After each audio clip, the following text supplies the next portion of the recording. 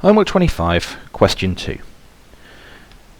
We've got a lot of information here about a train as it moves along, and we only need to focus on the first part for question A, about finding the speed of the train 34 seconds after leaving.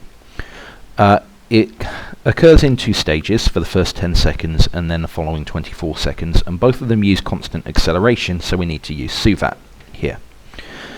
Okay, taking that information. The train is starting at rest, so we know our first speed is 0. We're not concerned with the distance for this question, so I'll mark that up. We need to find out how fast it is travelling after 10 seconds, so that is what we are trying to find. We have a constant rate of acceleration of 1.2 meters per second squared, and we have a time of 10 seconds. The equation that connects up v, u, a and t is v equals u plus at. And so if I plug my values in, I'm trying to find v, u is 0, so I have 1.2 times 10, which is 12.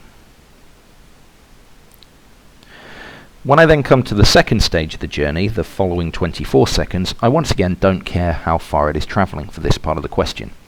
The starting speed is my final speed from the first part, so that is 12. My final velocity is what I'm trying to find. This time acceleration is 0.75 meters per second squared, and I'm travelling for 24 seconds. Once again, I'm using v equals u plus at.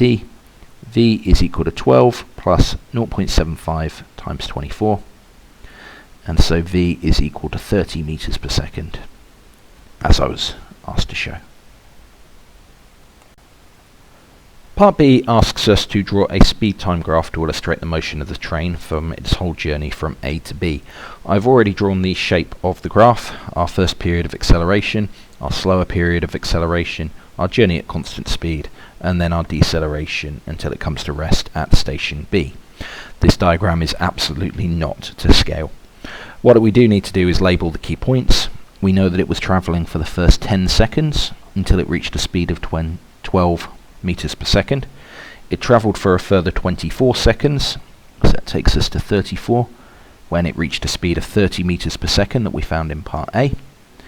It travels for a further t seconds at this constant speed, so that takes us to time 34 plus t, and it then decelerates at a speed of 3 meters per second.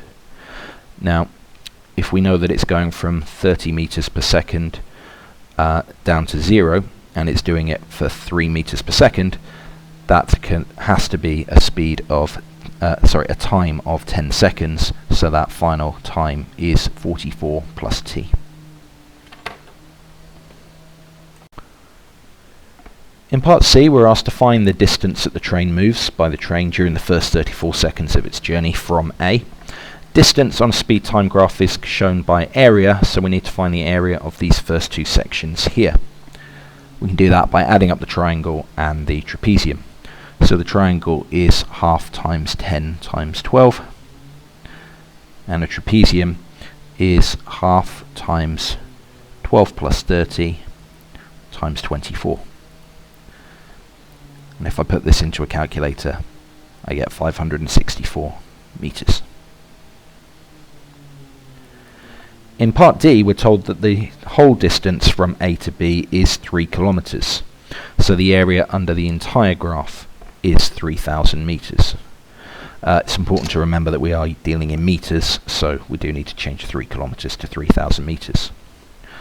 Our full journey then of 3,000 is made up of the 564 meters that we found before, this rectangle here, which is width t times a height of 30, and this final triangle here at the end, which we know is a width of 10 and a height of 30. So half times 30 times 10. If I calculate the numbers that I've got, 3,000 is equal to 30t plus 714. Subtract, and 30t is equal to 2,286. So if I do the division, t is equal to 76.2 seconds.